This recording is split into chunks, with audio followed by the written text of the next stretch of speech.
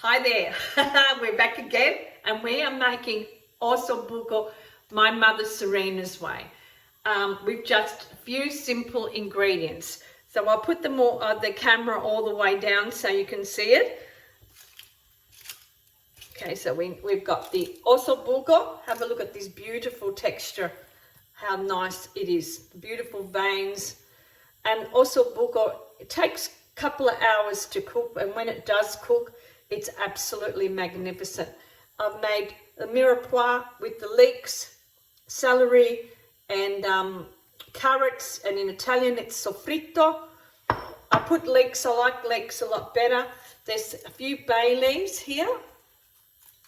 Rosemary, I crushed a nice garlic, and I've got a nice potato. The potatoes I get, they're from Hawkes, just off Bonio Road.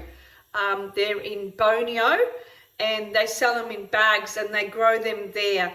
And these ones are a really nice texture, and they'll keep their texture as you cook it. So we'll put now a lot of people when they make the Osso Buco, they might flour it.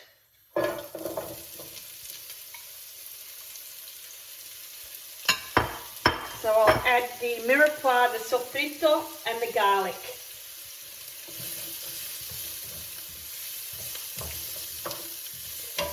Some people put flour.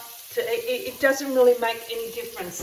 The only thing to me is that it just tastes more floury, and I'd rather taste the stewy part of the Osso Buco, which is for me a lot nicer. So while these are frying, I'm going to, so you can see what I'm doing down here, pull the stalks of the rosemary. You can put the rosemary whole, but what happens is when you do put it whole, it ends up you're having pieces of the rosemary in the stew. So I'm just going to cut it very, very thin.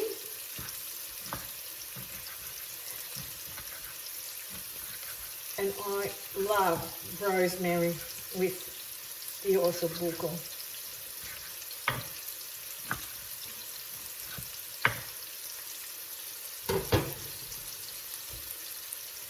I'll cut it to little bits so that it'll just disintegrate, and you'll only have the aroma of it.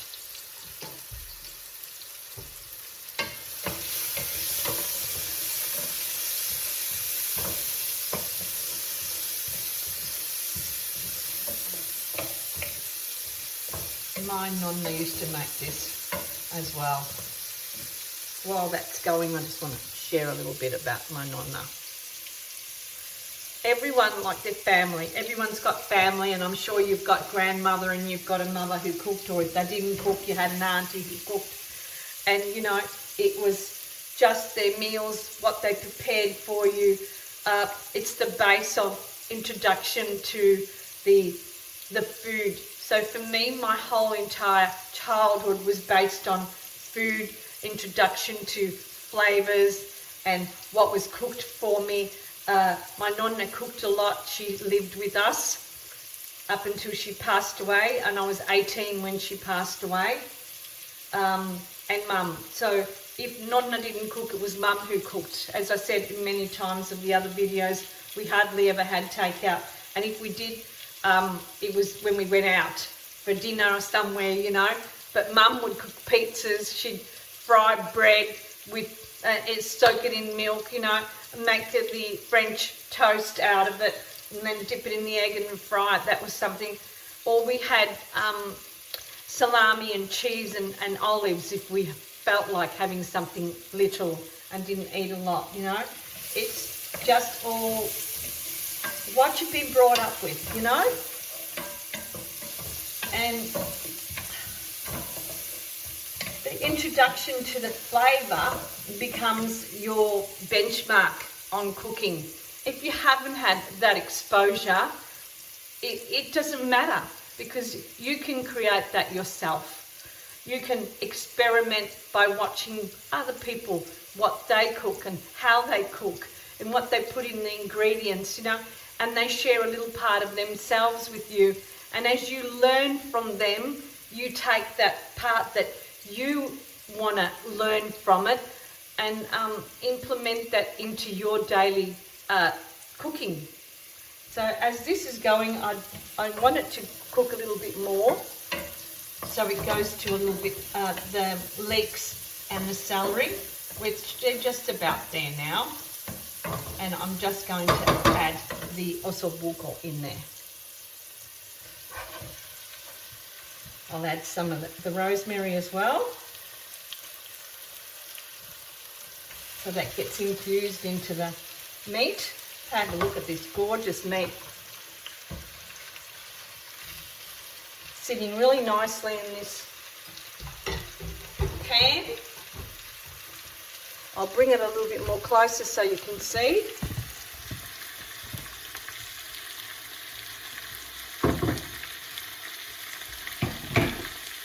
And you just blanch it. When I've blanched it a little bit, I'm going to add a little bit of just a tad of wine.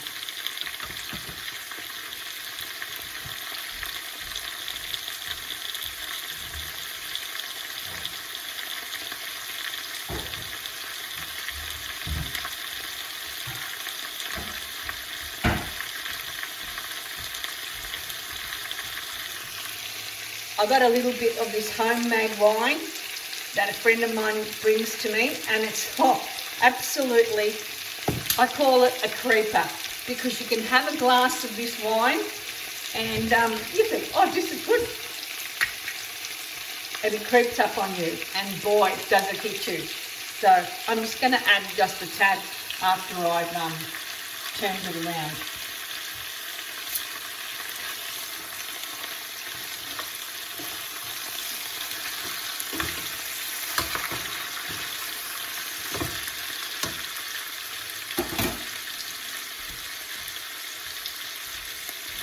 Now you can add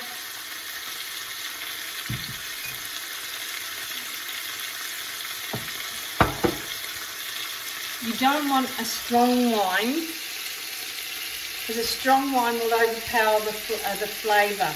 You need a table wine to go with the Osso Buco. So you need a chianti, a Sangiovese. I would even put a Pinot Noir if you've got. That would even be nice. So I'd say about a quarter of a glass.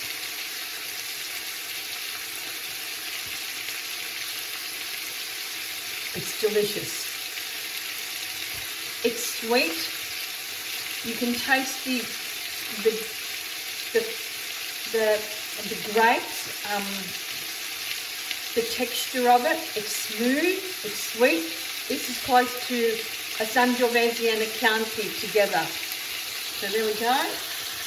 I'm going to add the wine to it.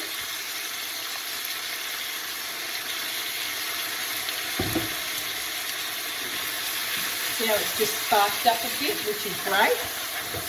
Oh yeah. How well done.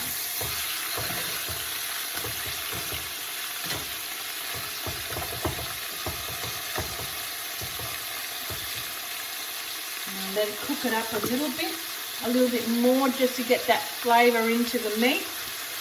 And then we'll add the tomato.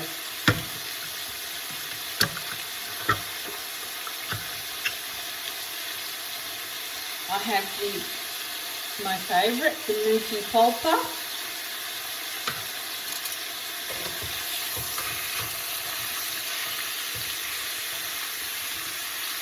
Oh yeah, nice. Now I'm just going to cut a little bit of the ends of this, and I'll just go all sprinkled up.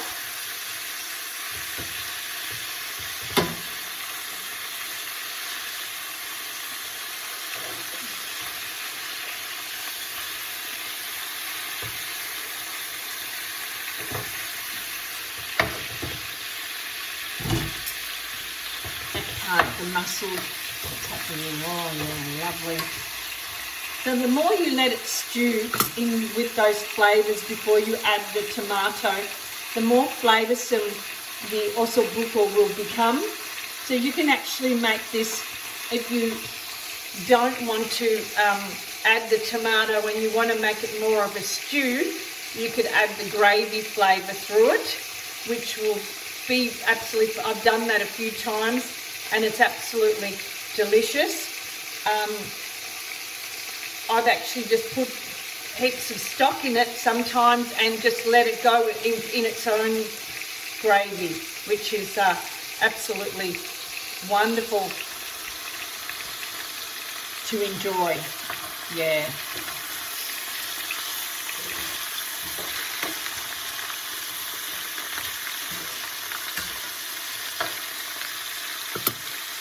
Like that. So if you don't have the time to do what I'm doing now, you can add all those ingredients in a slow cooker and put it all in the morning, and then by the time you come home for dinner, it's all ready. And they're phenomenal for people who don't have the time. So if you want to invest into a really good slow cooker, that's great.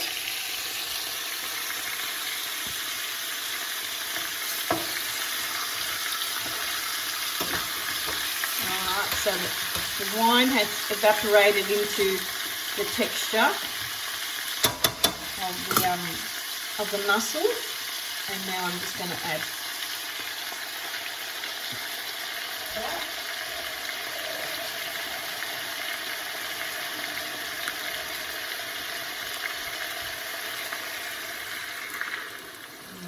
water.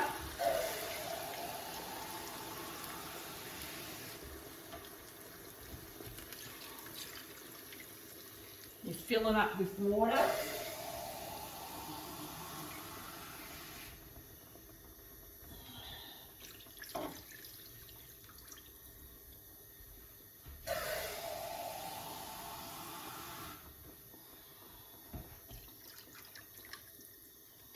I keep my can next to the pan just in case I've got to add more, because this got to cook for a couple of hours because it's the muscle of the meat. It's like gravy beef. It's all slow cooked, so the more you cook it, the more it will just break up, like you cook lamb and stuff like that. So once this is boiled, I'll show you, and we'll add the potatoes and the bay leaves, and then we'll add salt and pepper. If you like a little bit of chilli, do so. Please do so. It would actually give it a nice spicy flavour, which I might put a little bit, instead of chilli, I'll put a little bit of cayenne pepper. It's just a lot nicer.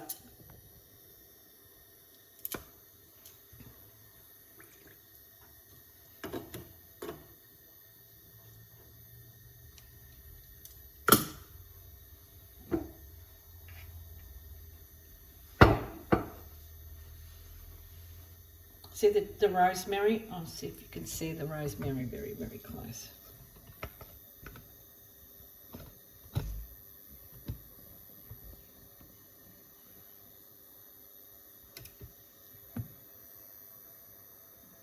Floating on that, and that will just evaporate and go into the broth and the gravy of itself. Like, this is not a really, really red one.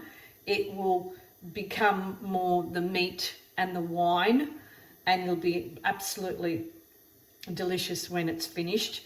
So when it's finished in a couple of hours, I'll come back and I'll show you the finished project. So once it has started to boil, as I said, I'll add the potatoes and the bay leaves. Then once it boils, I put it in simmer, and it simmers for 2 hours.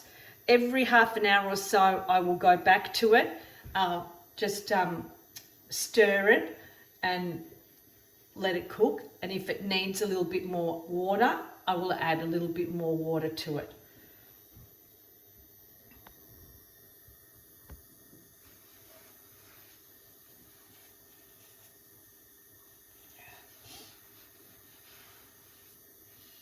Now it's coming to the boil. I add the bay leaves. I add the potatoes.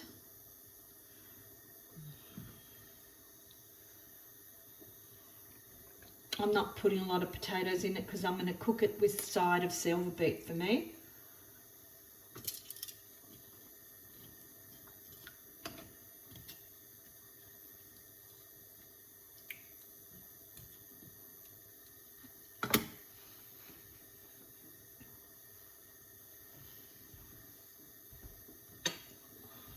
Put my wooden spoon, pot, and it'll go to simmer. And that's it. So it took about 15 minutes of cooking time and about, I'd say, 10 minutes of prep. So anyone that's in a hurry or wants to just cook a meal, you can prepare it and you could do it for the morning and you could have it for the evening. Whichever way it suits you. For me, we're going to have it for lunch, which is 11 o'clock. So about 1:30, we'll have that for our lunch. And as I said, I'm going to cook a side of silver beet with that. And that's it. Absolutely simple, elegant, just especially for this autumn weather here on the Mornington Peninsula. And hi to any of you who are watching me on the Mornington Peninsula. I hope you're having a wonderful day out here. Have a look, I'll just turn it around so you could have a look at my backyard at the sun. Isn't it gorgeous? What a beautiful day we've got there. It's wonderful to have that and wake up to that. I went for my morning walk this morning and had a good hour and just listened to some music and enjoyed that time. If this episode and you really enjoy it, I would love for you to subscribe to my YouTube channel and be part of my community. And I hope to see you on the other side when this is cooked. Arrivederci.